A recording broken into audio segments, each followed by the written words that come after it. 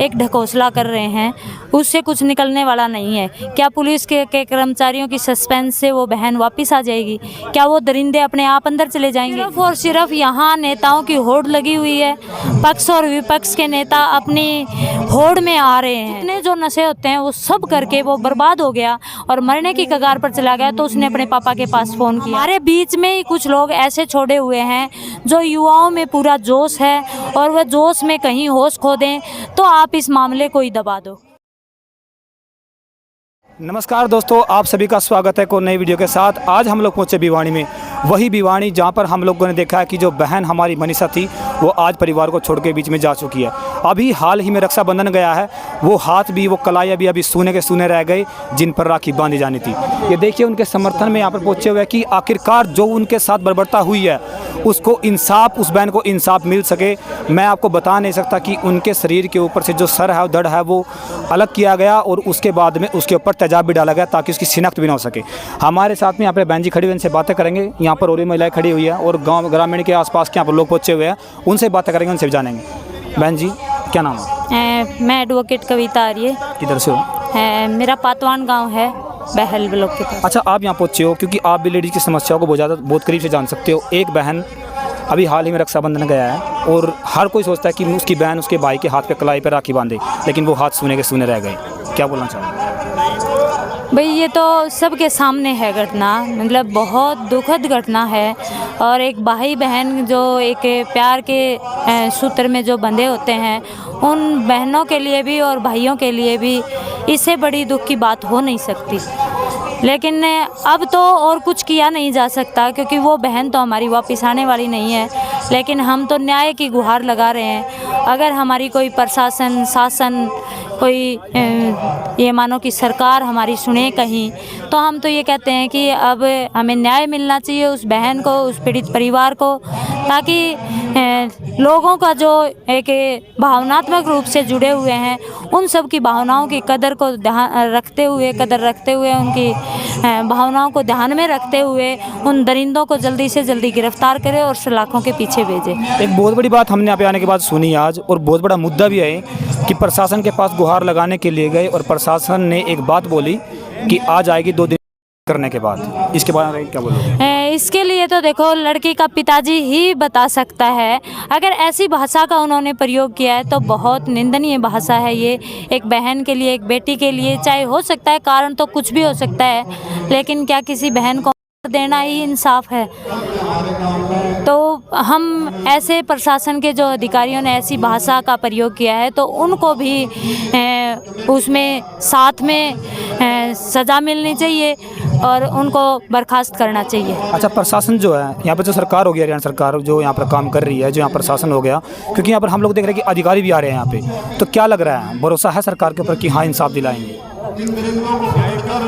नहीं, मुझे नहीं लग रहा, क्योंकि लगभग 6 दिन होने को आया और अब तक कोई नामो निशान किसी का सिर्फ और सिर्फ यहाँ नेताओं की होड़ लगी हुई है। पक्ष और विपक्ष के नेता अपनी होड़ में आ रहे हैं। कोई उस बहन के न्याय के ऊपर कोई बात नहीं कर रहे, कोई कड़ा फैसला नहीं ले रहे।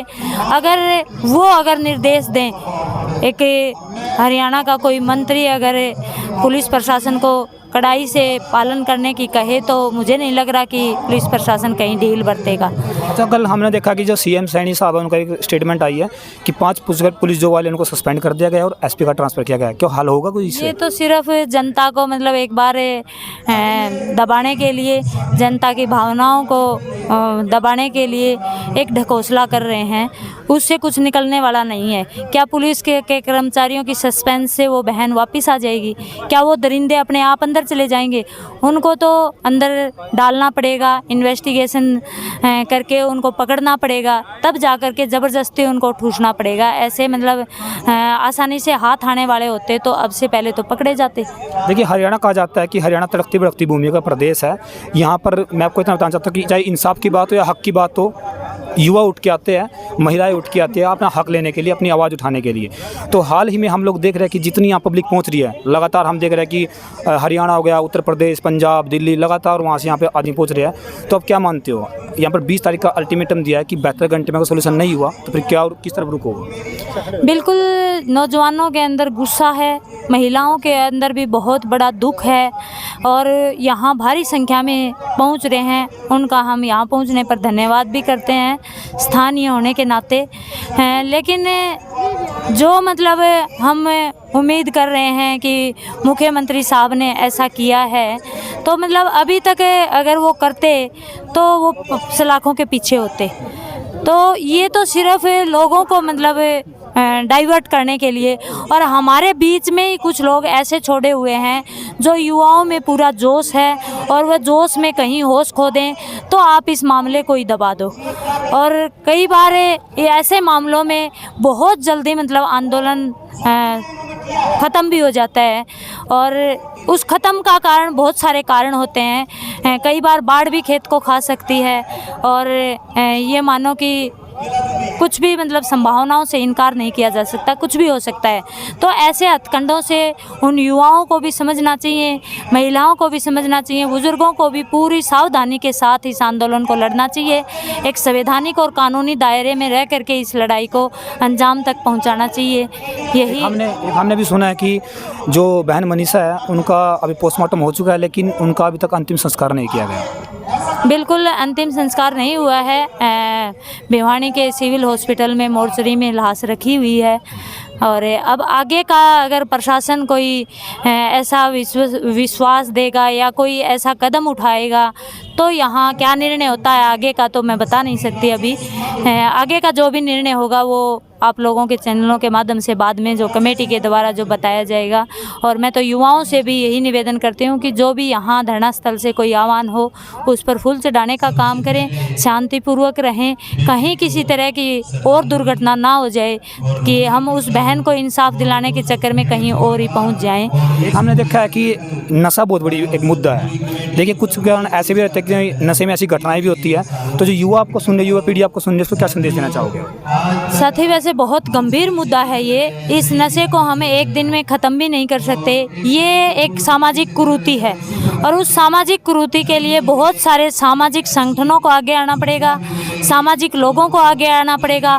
हर घर में हर आदमी को, हर महिला को, हर बच्चे को जागरूक होना पड़ेगा, और वो अपने बच्चों को, अपने साथियों को प्रेरित करें, संस्कार दें ऐसे कि नशा बहुत बुरी चीज़ है, और नशे में तो किसी भी हद तक बंदा जा सकता है, उसको खुद को ये पता नहीं होता कि वो क्या कर रहा है। तो मैं युवाओं से यही अपील करूंगी कि भाइयों नशे से दूर रहो, और खुद भी दूर रहो, औरों को भी दूर करने का काम करो, और इन चीज़ों से बच के रहोगे उतना ही ठीक है। क्योंकि एक ट्रेंड चला दिया कि होके को नशा नहीं माना जाता, कि भाई ओका पीने लग जाओ।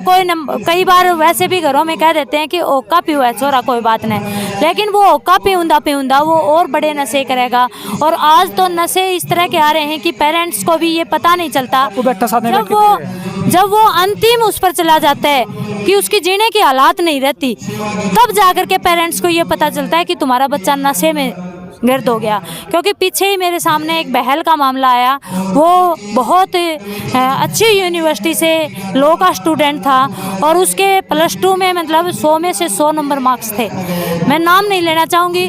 और जब वो बिल्कुल मतलब वहाँ नशे कर करके मतलब जितने जो नशे होते हैं वो सब करके वो बर्बाद हो गया और मरने की कगार पर चला गया, तो उसने अपने पापा के पास फ़ोन किया, और उस बच्चे की महीने की 1.5 लाख रुपए फीस वहन करता था वो पिताजी, और उसके पास फ़ोन आया कि पिताजी मेरे सारे रास्ते बंद हो गए और अब मैं सुसाइड कर रहा हूँ। तब उसके पिताजी ने संज्ञान लिया कि क्यों कर रहा है, क्या हो गया ऐसा। बोला कि पिताजी मैं अब आपको बता नहीं सकता, मजबूर हूँ बताने के लिए कि मैं वो जो जितने मतलब नशे मैं बता नहीं सकता नाम, उतने जो भी इस धरती पर नशे हैं वो सारे मैंने अडॉप्ट कर लिए, और अब मेरे पास के अलावा कोई चारा नहीं बचा। लेकिन वो बाप समझदार था, हमारे जैसों को साथ में लेकर के तुरंत वहाँ पहुँचा, बेटे को गिरफ्त में लिया और घर आकर के उसकी पूरी मतलब डाइट प्लान सब कुछ किया, और उस बच्चे को हमने बचा लिया। तो ये चीज़ें भी हमें अपने बच्चों पर ध्यान रखना चाहिए कि उनकी पॉकेट में क्या है। वो जब कपड़े मतलब निकालता है तो मैं माताओं से भी निवेदन करूँगी कि वो पीछे से उन भाइयों के कपड़ों को चेक करे कि उसमें कोई नशीली चीज़ें तो नहीं रखता है वो, क्योंकि वो आदत ना पड़ जाए। तो इसलिए सब नौजवान भाइयों से निवेदन करूँगी कि इस नशे की मतलब बाहर निकलें इससे। अच्छा, एक अंतिम क्वेश्चन आपसे लेना चाहूँगा, आप भी न्याय प्रणाली का हिस्सा हो, अगर धरने से बैठकर कोई सोल्यूशन नहीं निकलता तो क्या रास्ता अपनाना चाहिए, क्या मानते हो? साथियों, उसमें मैं अकेला तो कोई निर्णय में बता भी आप भी युवा हो और देश का आने वाला भविष्य हो, लेकिन आपके मन में क्या है, क्या कुछ करना चाहिए इसके बारे में? बिल्कुल, बहुत सारे हमारे पास रास्ते ऐसे हैं जो हम अभी अनाउंस नहीं करना चाहते। उन रास्तों पर चल कर के भी हम संवैधानिक रूप से, कानूनी रूप से लड़ाई बहुत मजबूती के साथ लड़ सकते हैं, क्योंकि पीछे भी बहुत सारे आंदोलन हुए हैं। और सबसे बड़ा उदाहरण तो 13 महीने का जो किसान आंदोलन था, वो बहुत कुछ सिखाता है। तो उससे प्रेरणा लेकर के हम कई चीज़ें और कर सकते हैं, शांतिपूर्वक कर सकते हैं, कोई उग्र होने की ज़रूरत नहीं है। लेकिन हमारा अंतिम लक्ष्य और प्रथम लक्ष्य यही है कि उन दरिंदों को गिरफ्तार करें, उस बहन को, उस परिवार को, इन हज़ारों लाखों लोगों की भावनाओं को कदर रखते हुए, उन भावनाओं को ध्यान में रखते हुए उन दरिंदों को सलाखों के पीछे भेजें, सजा देने का काम। बहुत धन्यवाद आपका। हाँ जी, नमस्कार। नमस्कार, क्या नाम आपका? मैं अशोक मलिक हूँ। अपने 7 बात से पहले पुलिस में था, अब मैंने पुलिस VRS ले रखी है। अच्छा, आप क्या बोलना चाहोगे इस मनीषा बहन जी के लिए? मनीषा बहन जी के लिए, जैसे हमने कल भी धरने पर बोला था, भाई जल्द से जल्द दोषियों को गिरफ्तार करें, क्योंकि जिस निर्ममता से मनीषा की हत्या की गई है, तो उसमें समय लगाना गलत है। हम सरकार से यही गुहार करते हैं कि दोषियों को जल्द से जल्द गिरफ्तार करें और गिरफ्तार करके कड़ी से कड़ी फास्ट ट्रैक कोर्ट के माध्यम से जल्द सजा दें। अभी हाल ही में एक अनाउंसमेंट भी हुई है कि जल्द ही जो भिवानी है उसको जाम करने की भी अभी बात चल रही थी, तो ऐसे से कुछ सोल्यूशन निकलेगा इनसे, क्योंकि आम जनता परेशान होगी। हाँ, नहीं, रोड जाम की तो स्थिति आज दिन में 2-3 जगह बनी थी। हमने कमेटी के माध्यम से वो जाम खुलवाए हैं। हम किसी को परेशान नहीं करना चाहते, हम धरने पर बैठे हुए हैं, आराम से शांतिपूर्वक बैठे हुए हैं। इन्हीं से समाधान निकलेगा तो अनुशासन से और शांति से निकलेगा। रोड जाम की ऐसी कोई बात नहीं है। बाकी जो कमेटी निर्णय लेगी उस पर सभी डिग रहेंगे। अगर आपको पता है, ये एड्रेस बताओगे, क्योंकि जो पब्लिक सुन रही हो यहाँ पे आने के लिए इच्छुक भी है बहुत सारी पब्लिक, उसमें आप बताओगे कि कहाँ पे ये डिगावा में ये चल रहा है आंदोलन हमारा। जो मृतका है अपने लड़की मनीषा, उसके इंसाफ के लिए डिगावा लुआरू में है, यहाँ उसके लिए आंदोलन चल रहा है। बहुत बहुत धन्यवाद आपका, बहुत बहुत धन्यवाद।